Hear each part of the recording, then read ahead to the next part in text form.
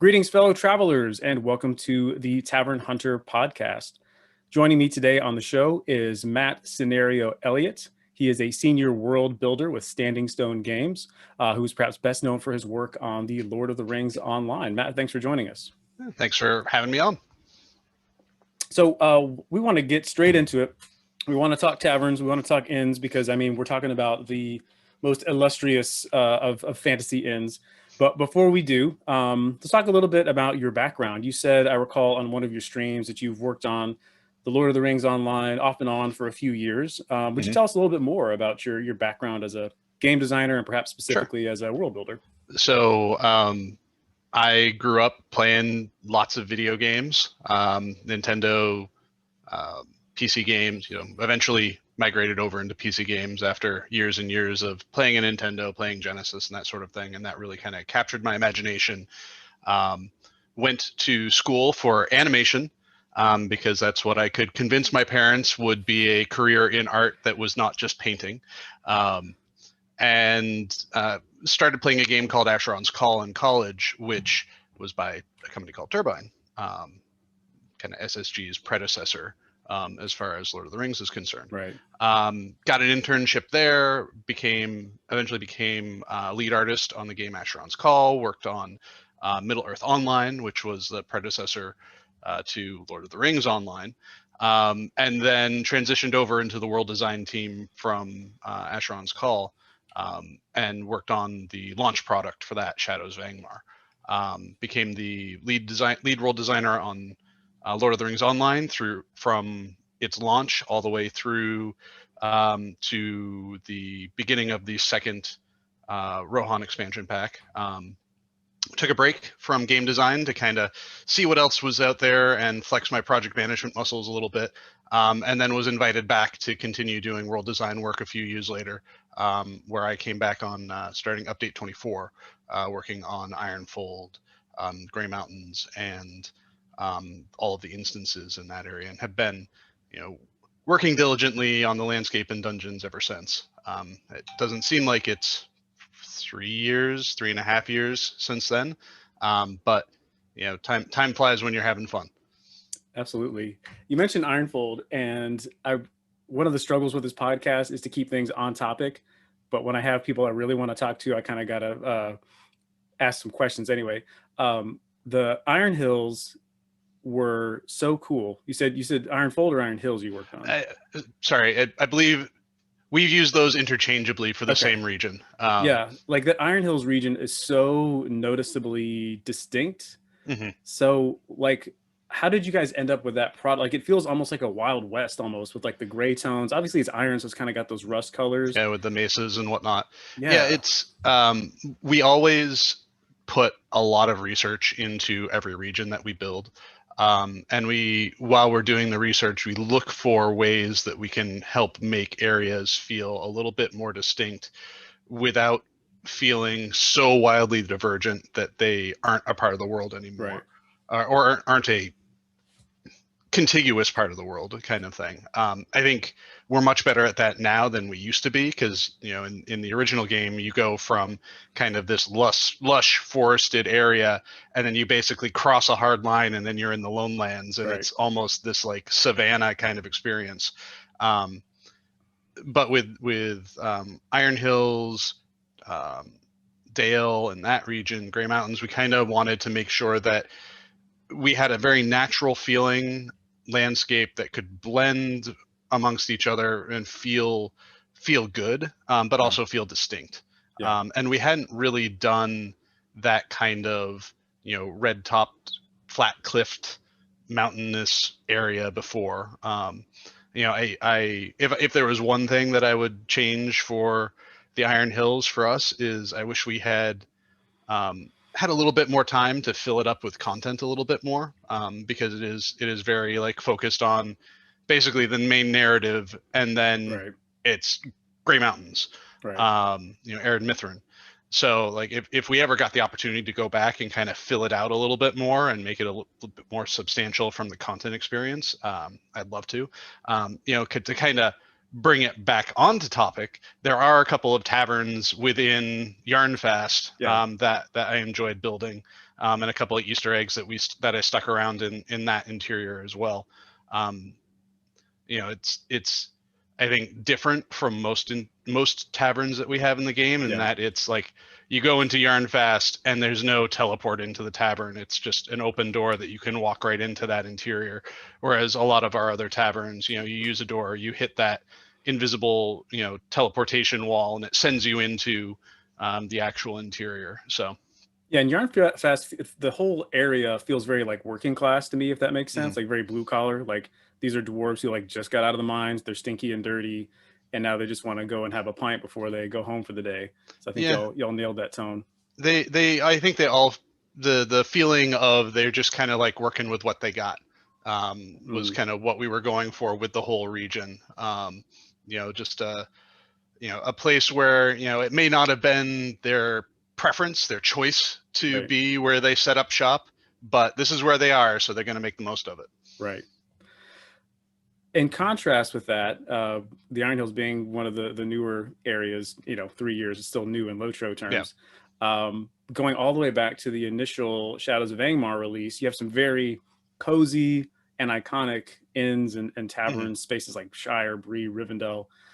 So when it came time to include those inns and taverns that are just so special to Tolkien fans, what was that design process like?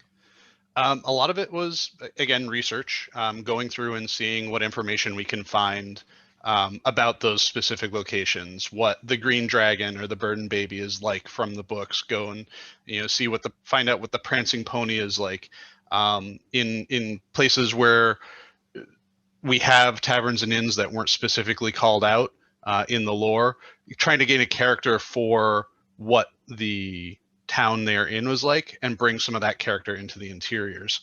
I think we also really wanted to make sure that, particularly in the Shire, that all of those taverns felt like there was a life within them. There was things going on within them to sell the idea of it being a focal point, a community point, not just for the players, but for the NPCs as well, to help it feel more like it's a living thing. From a actual construction perspective, we built again with what we had, kind of like the people in Yarnfast, and it was all new to us. We had some certain details that we made sure to put in. So, for example, in the Shire, every tavern has its own unique, like, billboard, like piece of artwork representing the tavern that is hanging prominently somewhere in the tavern to kind of sell that. Looking back at those spaces now, 15 years down the road, even longer actually, probably closer to 17 years down the road at this point. I do cringe a little bit going into those places because, like, the lighting or the textures or that's a piece of artwork I made when I was brand new to the industry and it's horrible. Why are we still using it? That kind of thing. Does that go back to your fine art background? Like you're suddenly in review with your college professors, like, I could have done that better. Kicking myself, like, why didn't I add more polygons to that? I think one of the things that we were kind of taking a shot in the dark with a lot of those taverns was not really being sure what players would use them for, or if players would even use them at all. Right. Just from prior experiences working in different MMOs, we knew players like to gather in places, but it's always kind of, you're rolling the dice, like when you make places that you hope players will gather, and then they decide, nah, this stall over here or this rock, like, this is where we want to be. Like I had an issue on the message boards because I deleted a rock from Rivendell that apparently this one kinship really, really loved, and it was their meeting spot. It was their, like, nature tavern, basically. Oh, wow. And because I had deleted the rock because I was polishing the area, I had no clue. So I was like, oh yeah, all right, putting your rock back. Here's some more flowers around it too. I'm sorry. Some flowers for your trouble. So it's always tricky to know, like, if players will congregate in those places. We have a lot of places that we've built that, I think in the early game really did help service as that social hub. Prancing Pony is probably the like biggest tavern in, community hangout spot that we have, and we tried to reinforce that a little bit more by having that stage, right outside the Prancing Pony where players can play music, though most of them play it at the Stable Master down the hill, whatever.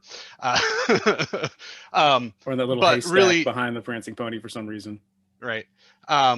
But really, like, we knew Prancing Pony was going to be a very iconic place, and we wanted to try to make sure that we offered role playing opportunities around it, so that players would use that. And then we've kind of like extended that out to other locations throughout the world. Like whenever we build a housing neighborhood, we always try to make sure that there's some sort of tavern or shopkeep there that players can go to. We try to make sure there's some sort of social space that the whole community of a neighborhood can go to, whether it's a gazebo in the center of the neighborhood or a concert stage that looks out over the plains of Rohan.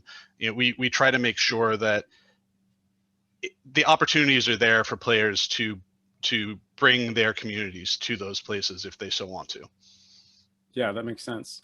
So when you're constructing these places, do you think, I kind of got two questions at once. So first, what do you think a good tavern needs to achieve the right vibe, especially in Middle Earth? And then as kind of a follow-up to that, what kind of particular features or care do you put into achieving a particular aesthetic within the different races and nations within Middle Earth as it kind of relates to inns and even architecture in general? Yeah. So I think, in constructing them, any tavern, it's important to make it feel like there's a liveliness to it, even if there are no other players except for you in it. You want to make sure that there are vendors there that can sell things to you that you would expect to find in a tavern. You see NPCs that are like talking and dancing and having a drink, maybe playing music, so that the other players aren't required in order to set the stage for the space. Something I think that we're more effective at now with our more current taverns than we were with our old ones is lighting has a huge impact on the mood of a space and can really change how you feel when you walk into it. I think the Shire taverns, they're fun, but their lighting is also very flat, so it almost feels a little austere and kind of a little uncomfortable sometimes walking into them now, knowing what we can do with lighting in comparison. Whereas, I think my favorite tavern right now is the Jolly Bell, just because you walk in, and the Jolly Bell is in Dale. Okay. You walk in and there's a level of richness and depth and clutter and shadow and detail in the space that kind of makes it feel cozy to be in. Kind of like how the tavern is just kind of like wrapping its arms around you and welcoming you in, and saying like you can sit up at the bar where there's a lot of light, or if you want to go back into a corner where it's a little bit quieter, darker, like you have that, you have that kind of space. I think there are times too where we call something a tavern, but when you walk into it, it doesn't feel like how you would think a classical tavern might feel. A lot of the taverns that we have in Minas Tirith, for example, Minas Tirith is on its own this grand, decadent fortification. Super high walls, big heavy brick walls, like marble everywhere. So when you go into those taverns, you feel like you're walking into more of an event hall. Right. Than you are a tavern, and that's a very different kind of feel. Like you could have, if you wanted to have weddings, which we did last year. We did the wedding of Aragorn and Arwen, and we went through and redecorated every single tavern, and pretty much every single other interior in Minas Tirith for the wedding. Bringing in bringing in flowers and different light sources and whatnot to kind of really change the look and feel. So you can kind of go back and forth between the two spaces, the wedding version and the non-wedding version, and be like, wow, like these feel like they're for different events. Well, that's just kind of proper, isn't it, too, when you consider this high Gondorian culture of Minas Right. Tirith. They're going to have these flashy, taverns, as you say, quote unquote taverns, to contrast with the more rustic Shire Inn, or Right. even like the dumpy fishing tavern in Lake Town. I think that contrast holds the source material in high regard. Yep. And then we have places like Thorin's Hall, where we have the bar underneath Thorin's Hall, where like that's the kind of place where you go in and you could feel like there's going to be a bar fight breaking out Right. any minute.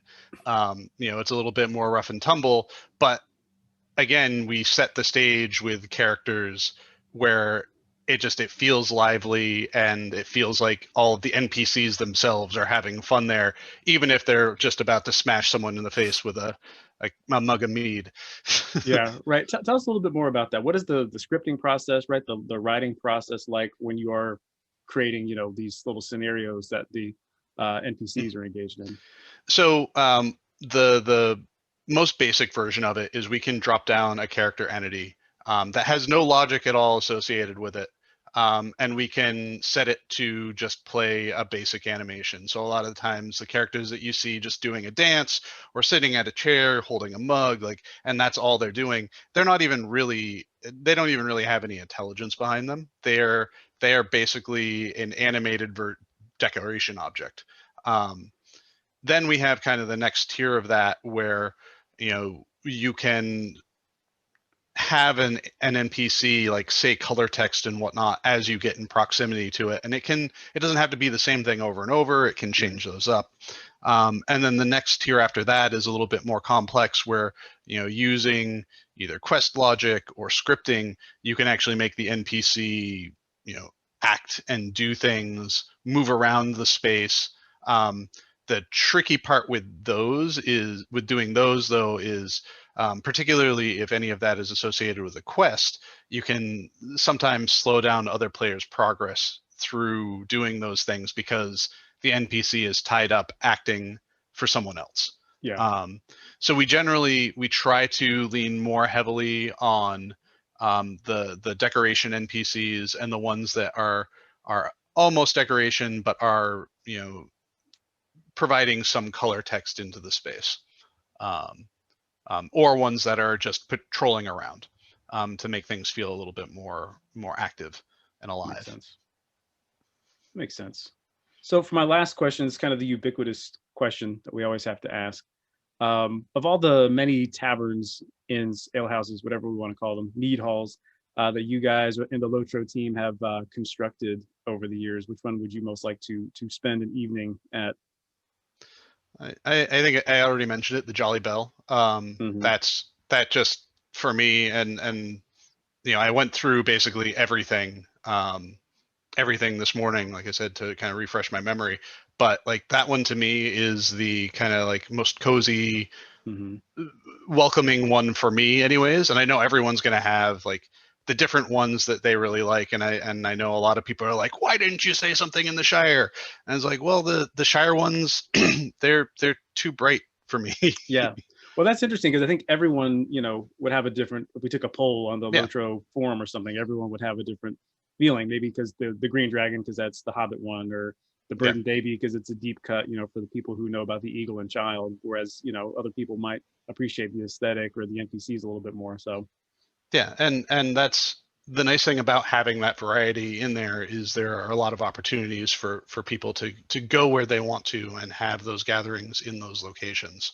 And honestly, we've had people that like set up their own houses as taverns for their friends and kinships. Like they decorate them out. So I think that's kind of like another next step. It gives the players a little bit of ownership over their own space, and it lets them play at being the barkeep.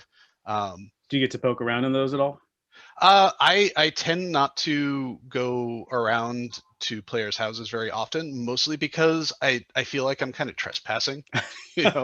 I even on my own character, if I'm running around my neighborhood, I usually follow the roads.